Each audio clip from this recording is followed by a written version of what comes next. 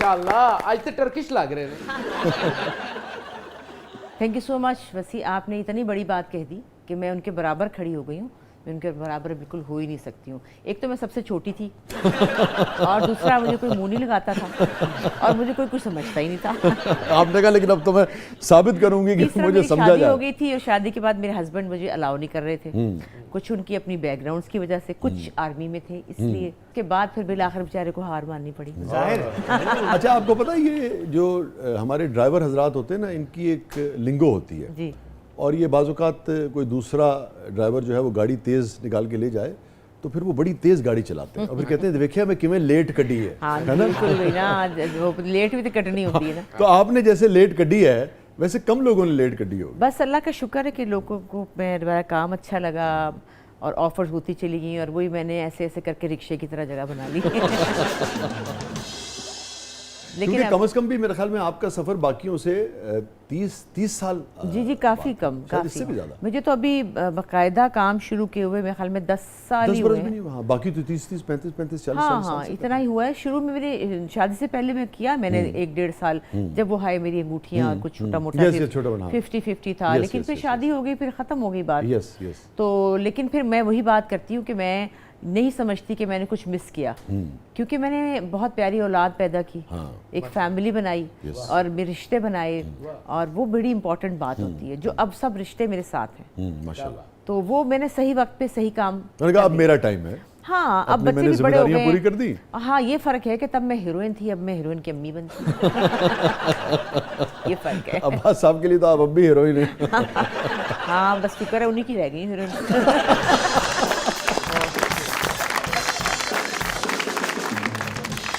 अच्छा ये बताइए, आपने जिक्र किया वो हाय मेरी अंगूठियां का। जी जी। पता नहीं आपसे शो में किसी ने फरमाइश की कि नहीं की, मगर हमने तो चूंकि वो देखा हुआ है, मुझे आज भी याद है, तो ऐसे मेरा दिल चाह रहा है अगर थोड़ा सा उसका जिक्र हो जाए, थोड़ा सा सुना भी दें अगर आपको याद हो। तो वो ऐसे ही हो गया बस, और लिखा वो शोएब साहब ने। शोएब साहब थोड़ा सा सुना दीजिए अगर याद हो तो। मुझे थोड़ा सा याद है और वैसे ही वो यूं करके हाय मेरी अंगूठियाँ, हाय मेरी अंगूठियाँ, अभी तो रखी थी यहाँ पतीलियों के दरमियाँ, कहाँ चली है ज़ाहिरा, इधर तो लौट इधर तो आ, उज़्मा के जूड़े में देख, बिंदिया के बटवे में देख, जरा तू जाके चेक तो कर, क्या कहने, जरा तू जाके चेक तो कर, रूही बनों की उंगलियां।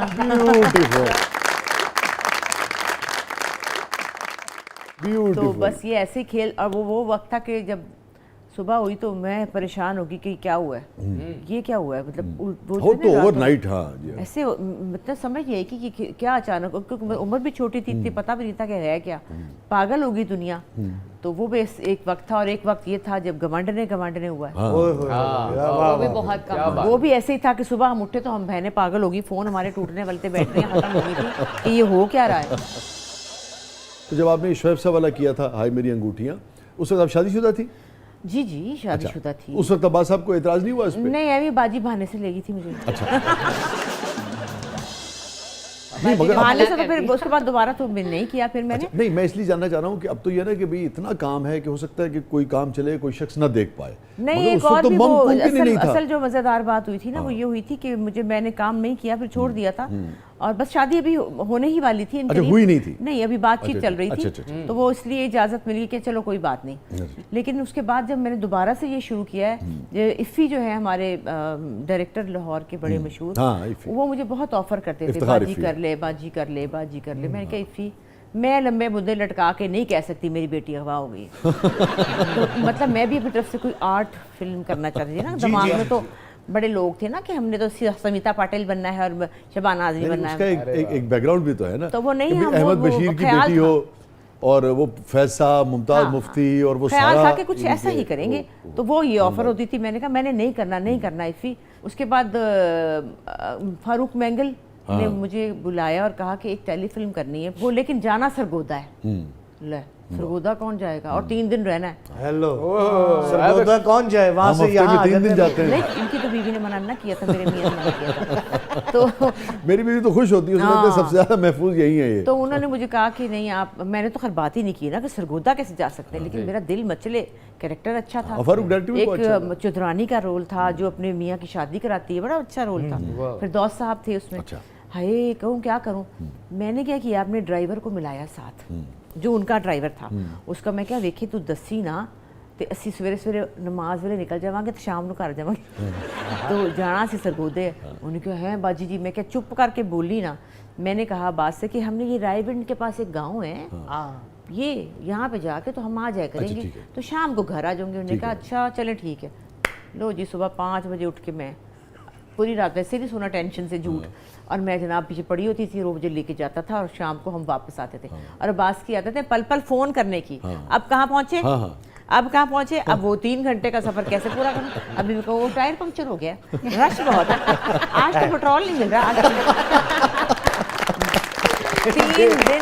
तो 3 दिन मैंने कैसे पूरे किए वो मैं ही जानती हूँ। काम खत्म हो गया, बड़ा दिल में खुश किया, हाँ बड़ा अच्छा काम हुआ। लो जी उसको तो इनाम ही मिल गया, फेस्टिवल में अवार्ड ही मुझे मिल गया ना। अब क्या होगा, अब तो पता ही चल रहा रजिस्टर हो गई ना। मतलब कि ये क्या हुआ कि इनाम, मतलब उन्होंने कहा जी बेस्ट एक्टर सपोर्टिंग एक्ट्रेस का अवार्ड था।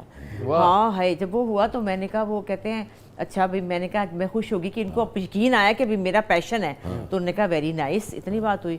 तो एक दिन जा रहे थे तो वो पुल उस वक्त बन रहा था कहीं उस तरफ का ना, तो वो ड्राइवर के साथ उन्होंने कहा साहब जी इतने नहीं हुण बनता, हुण इत्थे बन गया होया।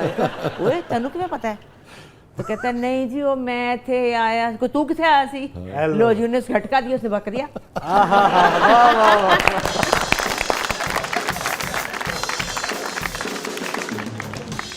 मैं पकड़ी गई तो जाके मुझे आगे से कहा अच्छा तो आप रायविंड गई थी? मैं कहा जी। उन्होंने कहा अच्छा इधर आना। रायविंड तो किन्नो नहीं लग गया।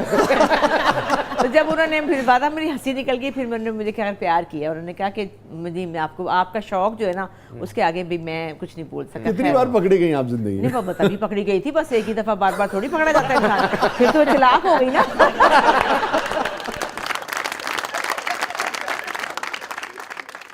कभी देखते हैं, तारीफ करते हैं आपकी किसी काम की? बेटी का देखते हैं, मेरा कोई नहीं। अच्छा आपको नहीं? हाँ, ज़ारा के काम की तारीफ करते हैं। ज़ारा अब बेटी है ना। कभी अब्बास साहब से इस पे बात हुई कि भाई आप अच्छी एक्ट्रेस हैं या ज़ारा अच्छी एक्ट्रेस? नहीं वो मुझे बहुत अप्रिशिएट अब करते हैं, बहुत ज्यादा। नहीं ज़ारा के मुकाबले में? ज़ारा के हाँ करते हैं। हाँ ज़ारा तुम अच्छी हो, पर जेड़ा तेरी माँ ही टैलेंट मेरा जो है ना उनको इसलिए ज्यादा पसंद है, सच्ची जो बात है, मैं तो सर पे दुपट्टा लेके एक माई बनी होती हूँ। ठीक है। बड़े वो खुश होते हैं, आप बड़ी ग्रेसफुल लगती हैं, आप बहुत अच्छी लगती हैं। मुझे थोड़ा मिले ना फिल्मों में डांस तो फिर देखती हूँ कौन कराता है।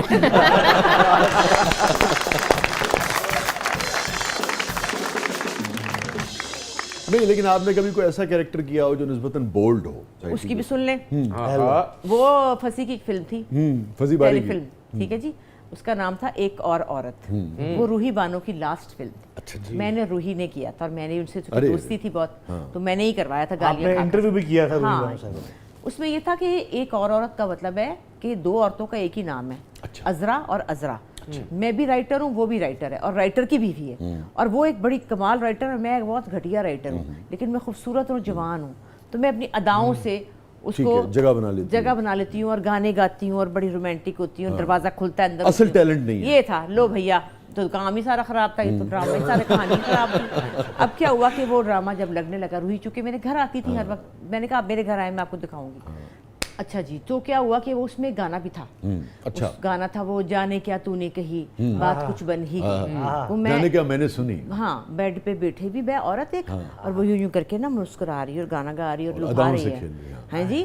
और वो सीन आ गया और सामने बास है, इधर रूही बानो है, और मैं ये टीवी पीछे पड़ा था, खड़ी हो गई। खाना किस वक्त खाएंगे? अच्छा तो खाना अब दो रही।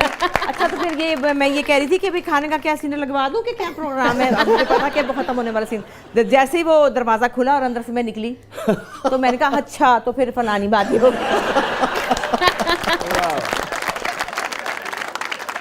उसके बाद एक और दफा पकड़ी गई। अच्छा। आपने कहा पकड़ी तो गई 2-3 दफा, वो ऐसे पकड़ी गई। आप जितनी बार पकड़ेंगी आज बता दें। वो क्या हुआ कि तब तो मैं बिल्कुल ही, मुझे इजाजत नहीं थी ना बिल्कुल, और मैं बहुत बीमार होती थी। अच्छा। अभी भी होती रहती हूँ, अभी भी 1 करोड़ तो आपने तो इंतहाई कर दी थी बीमारी की। अभी भी होती रहती हूँ, अभी भी बड़ा कुछ होने वाला मजीद भी है, अभी होता भी रहता है। नहीं अल्लाह ताला आपको, लेकिन मैं चलती रहती हूँ। और मैं आपको बताऊँ, हम उस पर ही बात करेंगे, वो भी आप इंस्पिरेशन है। हाँ। आप देखिए कि आप कैंसर जैसी मूजी मर्ज से लड़ी और आप फिर माशाल्लाह तवाना हुई और दोबारा ज़िंदगी का हिस्सा हैं और एक्टिव रोल प्ले कर रही हैं, एंटरटेन कर रही हैं, अपना किरदार अदा कर रही हैं। तो ये भी लोगों को सीखना चाहिए। ज़िंदगी जो है ना बड़ी खूबसूरत चीज़ है। तो मैं जब भी बीमार होती थी ना, और हर 6 महीने बाद मेरा एक ऑपरेशन, 9 ऑपरेशन हो चुके हैं, तो कभी कुछ हो रहा है, कभी कुछ हो रहा है, कभी कुछ हो रहा है। तो मेरी जो बाजी बुशरा है, वो ज़ाहिर है मेरी बहनों को पता है, बहुत प्यार करती हैं। वो हर वक्त कहती है हाय मेरी बहन, अल्लाह मियां मेरी बहन ठीक हो जाए, हाय अल्लाह मेरी बहन। हर वक्त मतलब यही था कि हुण गई हुण गई हुण गई। वो गाना नहीं गा हुण मोई हुण मोई, वो मेरे से ही बड़े